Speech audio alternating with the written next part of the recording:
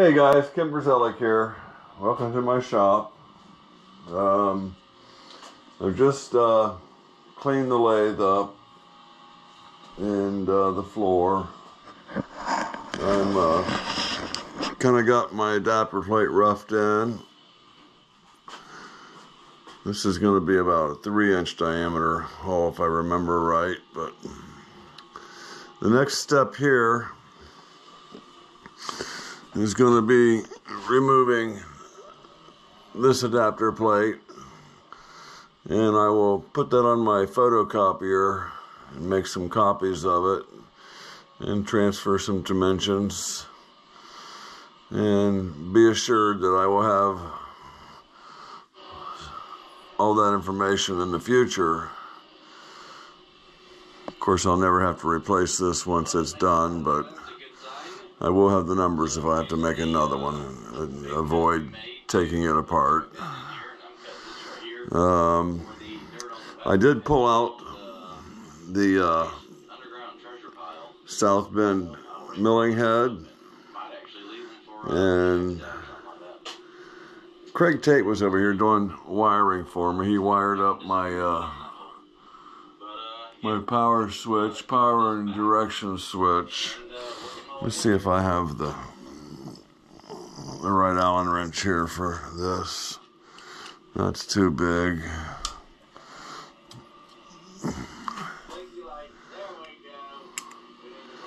There we go. Make sure this doesn't fall out. And Craig Tate he wanted to know about this taper. So let's push it in, okay? So it's a 30 taper.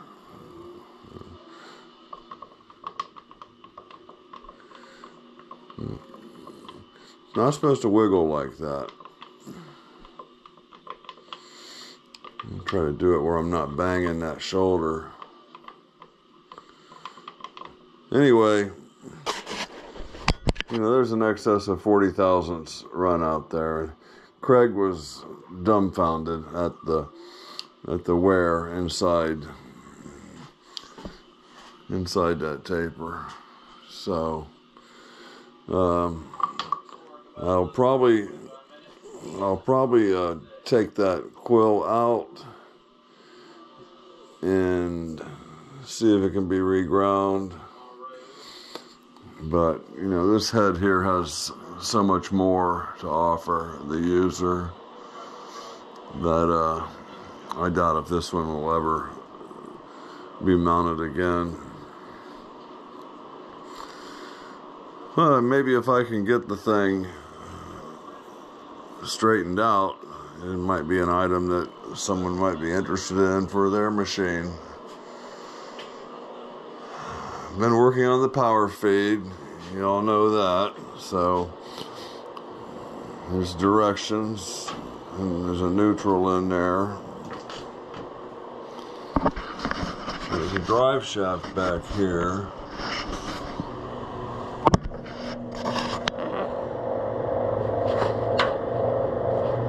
Okay. And I will be turning the wheel on the table clockwise during all of this. So there we got counterclockwise on the drive shaft. Then we'll switch gears.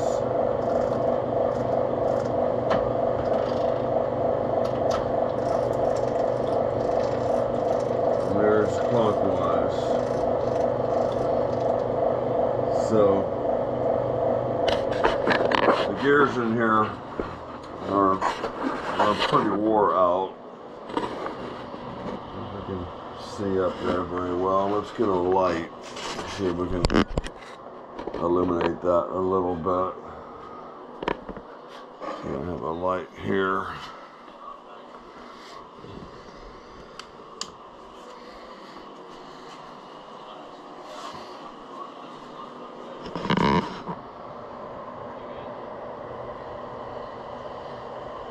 Okay, now let's see if I can actuate the gears here for you.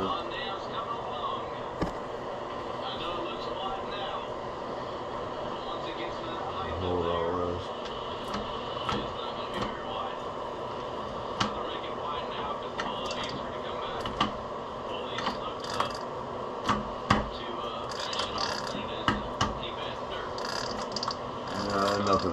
there. But yeah, it's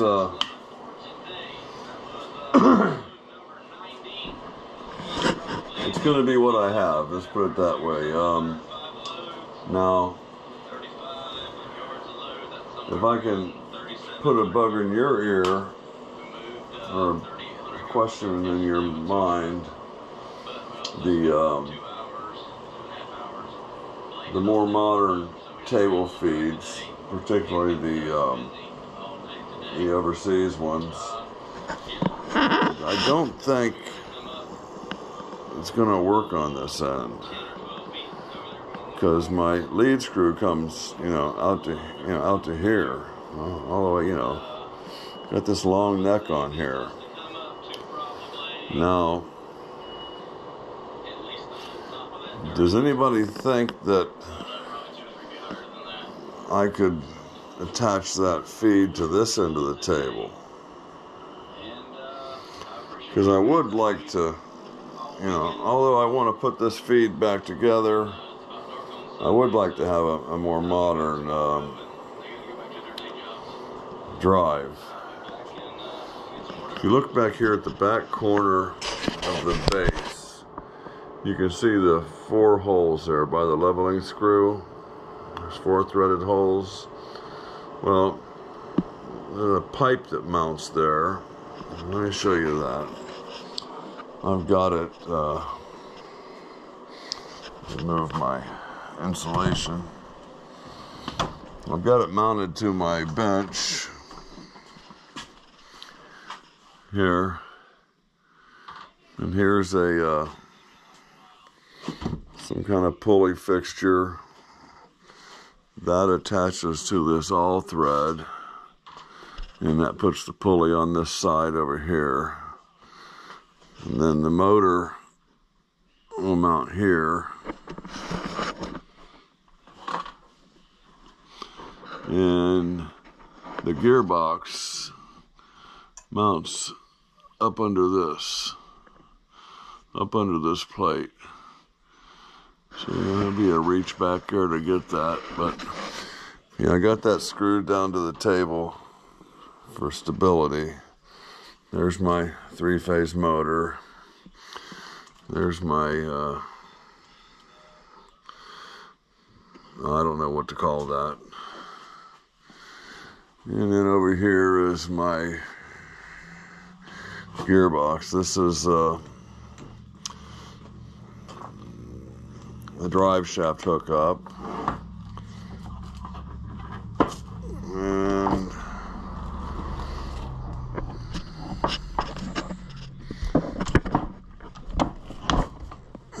okay. And there's the gearbox for it. So it looks like there's 5 positions here and 6 positions here. And where's the drive shaft at? It has a telescopic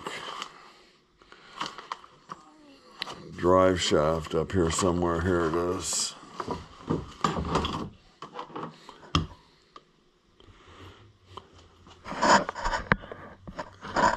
Well, there it is. I got the set screws set, but that's, you loosen those set screws up, and that'll lengthen and shorten itself as you're, moving the knee, for instance.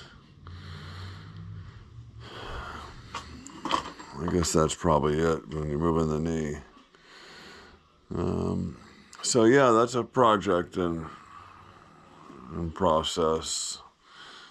Getting that thing done. Let me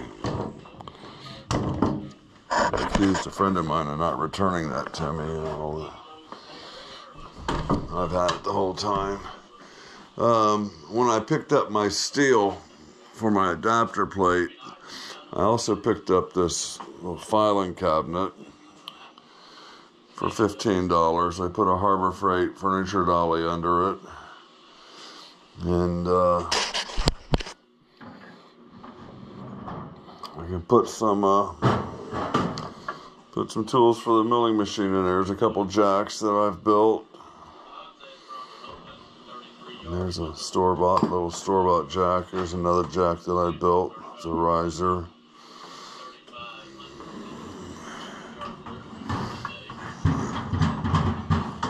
And here we got some ER32 collets. Yeah, that's right. A couple mallets. And here is just some assorted hardware. So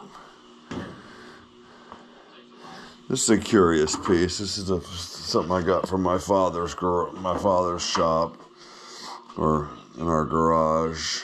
And there's two plates. And I'm not sure what you call that, but those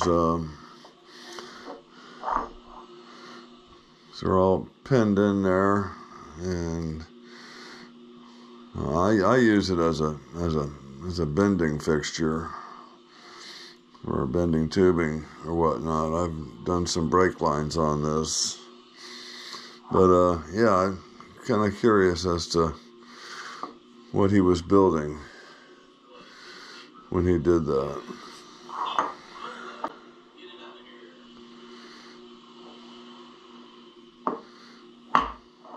Okay. Well, okay. Well, this is where that stand in the cold part of the garage I showed you mounts back there in that corner. And you got 3 wires coming up to this switch. I imagine I'll take 3 wires out of that pecker head up there and run it into the top of this switch. And I should be all set for that 3-phase motor.